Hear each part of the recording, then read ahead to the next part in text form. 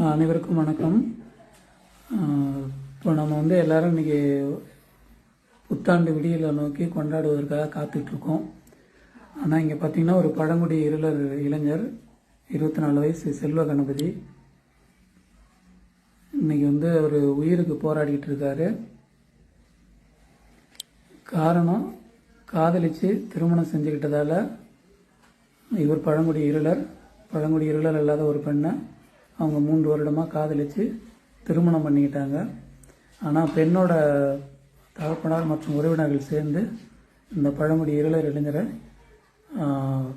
மொட்டை மாடிக்கு போகும்போது அங்கேருந்த உயரழுத்த மின்கம்பியில் தள்ளிவிட்டு கொலை செய்ய முயற்சி பண்ணாங்க.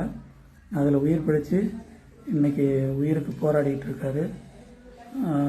புகார் கொடுத்தும் தென்காசி காவல் நிலையத்தில் மிகவும் சாதாரண வழக்கு தான் பதிவு செஞ்சுருக்கிறாங்க.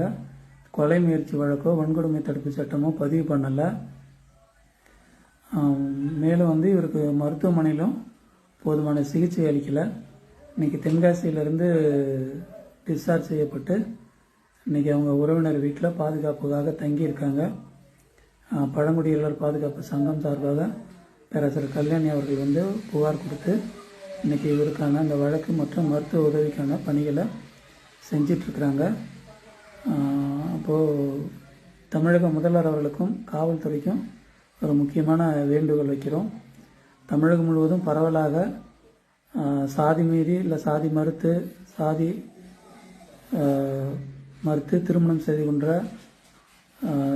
செய்து கொள்கிற பல்வேறு பகுதிகளில் அந்த பெண்ணையோ அல்லது ஆணையோ ஆணவ படுகொலை என்ற பெயரில் படுகொலை செய்வது தொடர்ந்து அதிகரித்து வருவது அனைவருக்கும் தெரிந்தது.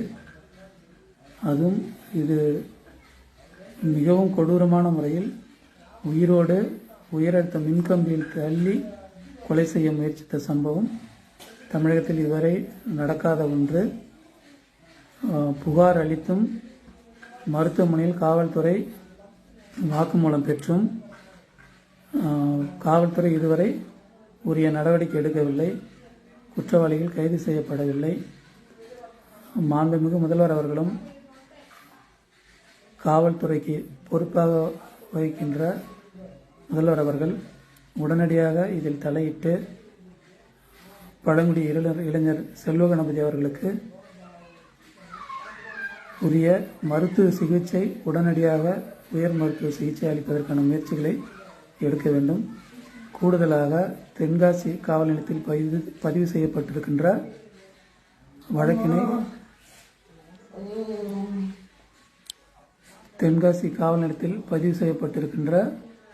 வழக்கினை கொலை முயற்சி வழக்காக மாற்றுவதுடன் வன்கொடுமை தடுப்பு சட்டத்தின் கீழும் பதிவு செய்து சாதி மறுப்பு திருமணம் செய்து கொண்டதற்காக கொலை முயற்சியிலிருந்து தப்பித்து உயிர் வாழ பிழைத்து கொண்டு உயிரோடு போராடி கொண்டிருக்கும் பழங்குடி இருளர் செல்வ கணபதி என்னும் இந்த பழங்குடி இருளர் இளைஞருக்கு நீதி கிடைக்க அனைவரும் உதவி செய்ய வேண்டுமாறு கேட்டுக்கொள்கிறோம். குறிப்பாக காவல்துறைக்கு பொறுப்பு வகிக்கும் தமிழக முதல்வர் அவர்கள் உடனடியாக இப்பிரச்சனையில் கவனம் செலுத்தி தலையிட்டு பாதிக்கப்பட்ட இளைஞர்களுக்கு நீதி கிடைக்க உதவி செய்திட வேண்டுமாறு கேட்டுக்கொள்கிறோம்.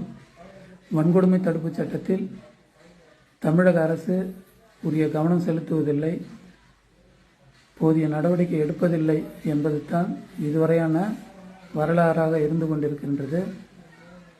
தமிழக முதல்வர் அவர்கள் தலைமையில் நடைபெற்றிருக்க வேண்டிய மாநில விழி கண்காணிப்பு குழு கூட்டம் இதுவரை நடைபெறவில்லை.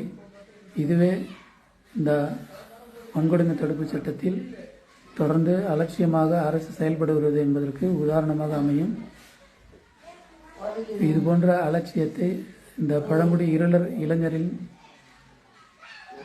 உயிரோடு விளையாட வேண்டாம் என்று மாண்புமிகு முதல்வர் அவர்களையும் காவல்துறையும் அன்போடு கேட்டுக்கொள்கிறோம். வன்கொடுமை தடுப்பு சட்டத்தின் கீழ் வழக்கு பதிவு செய்து இந்த பாதிக்கப்பட்ட கொலை முயற்சியிலிருந்து தப்பித்து உயிர் வாழ போராடி கொண்டிருக்கும் இந்த இருளர் இளைஞருக்கு நீதி கிடைத்திட அரசும் முதல்வரும் காவல்துறையும் உரிய நடவடிக்கை எடுக்க வேண்டும் என்று கேட்டுக்கொள்கிறோம். இந்த இளைஞருக்கான